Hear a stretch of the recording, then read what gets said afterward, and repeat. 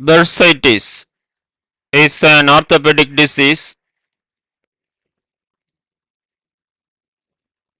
Look at this picture shows that bursa in shoulder joint. Look at this.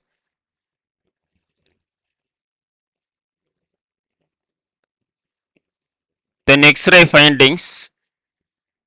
X-ray shoulder.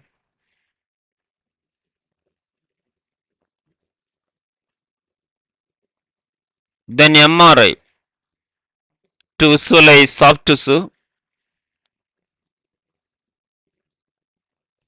A detail going on. Introduction. Bursitis is the inflammation of a bursa, a small sac filled with lubricating fluid that reduces friction and provides cushioning between bones, tendons, and muscles near joints. It commonly occurs in joints that perform frequent repetitive motions.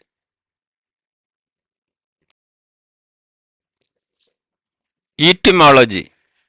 The term bursitis comes from the Latin word bursa, meaning pouch or sac, and the Greek suffix itis, which denotes inflammation. Together it refers to the inflammation of the bursa, small fluid filled sac that causing joint.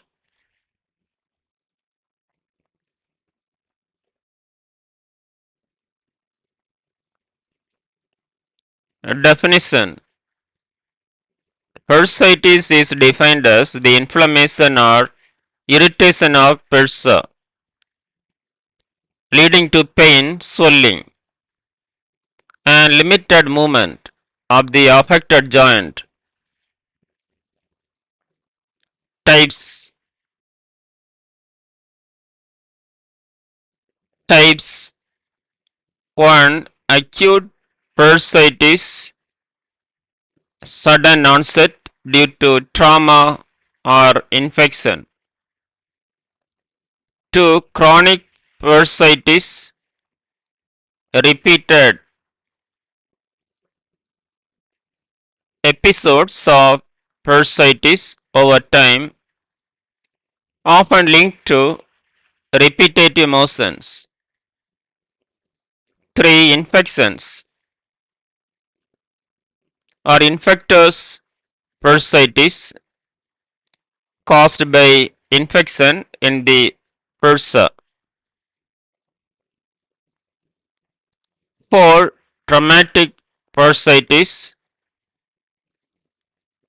resulting from injury to the bursa.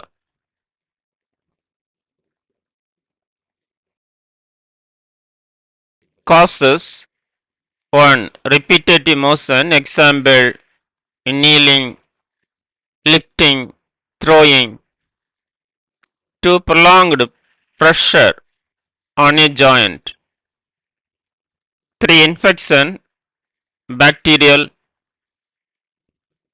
4. Injury or trauma.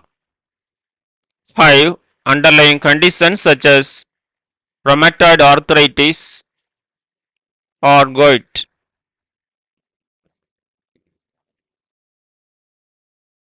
Risk factors 1. Advanced age. 2. Occupations or hobbies involving repetitive joint use. 3. Obesity. 4. Poor posture. 5. Pre-existing joint diseases like osteoarthritis. Complications: chronic pain, restricted joint movement. 3. Infection spread to surrounding tissues. 4. Tendon or ligament damage due to prolonged inflammation. Pathophysiology: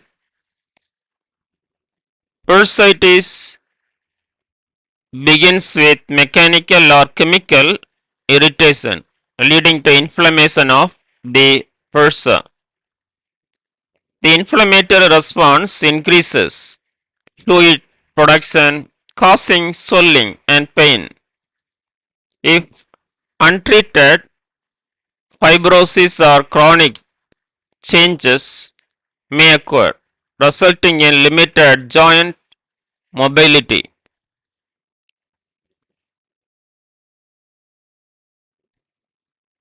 Pathophysiology of bursitis, step-by-step process. 1. Trigger event. 3. Irritation of the bursa. 3. Inflammatory response. 4. Excess fluid accumulation. 5. Pain and swelling.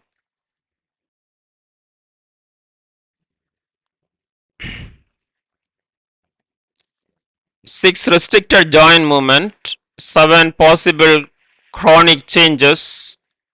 If untreated or recurrent, chronic bursitis can result in fibrosis, calcification, or permanent damage to surrounding tissues.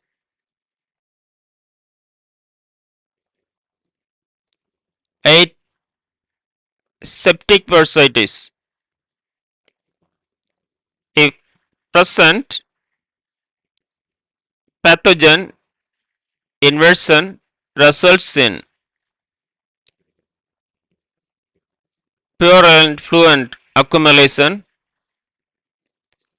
The infection may spread to nearby tissues, causing systemic symptoms such as fever and increased white blood cells count. Understanding this stepwise process helps in diagnosing, managing, and preventing bursitis effectively.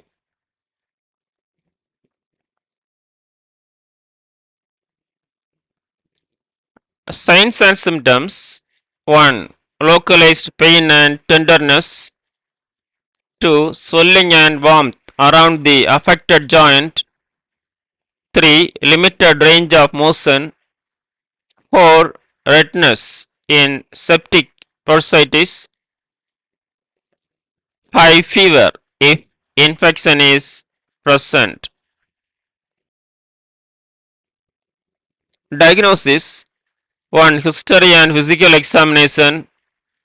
Assessment of symptoms and joint use. 2. Imaging: A. X-ray to rule out other conditions. B. MRI or ultrasound to visualize soft tissues. 3. Lab tests: A. Aspiration of bursa fluid to check for infection. B. Blood test for inflammatory markers. Nursing diagnosis: 1. Pain related to inflammation of the bursa. 2. Impaired physical mobility due to pain and swelling. 3. Risk for infection related to invasive procedures.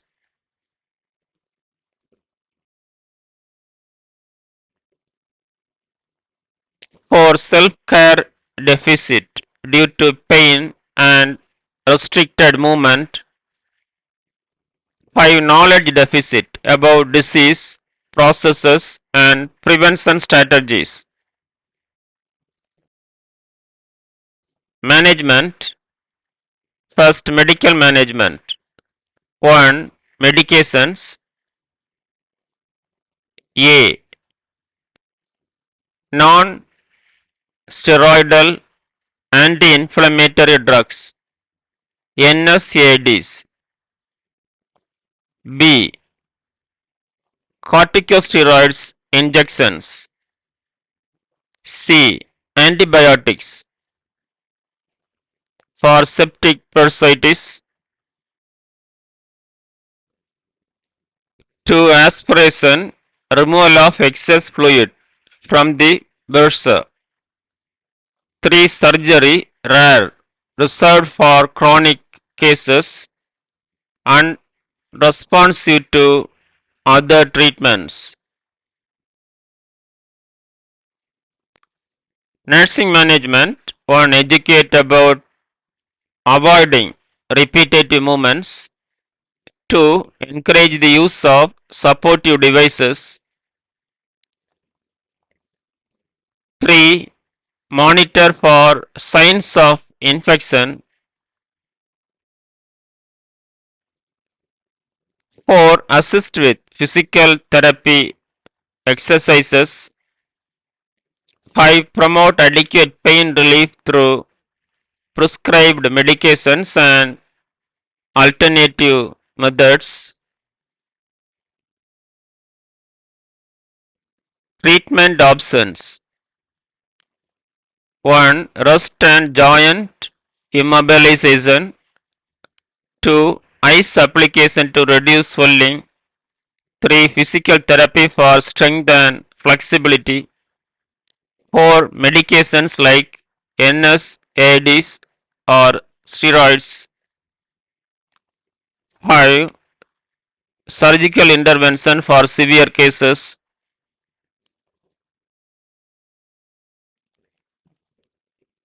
Psychosocial medicine. 1. Education and counseling improve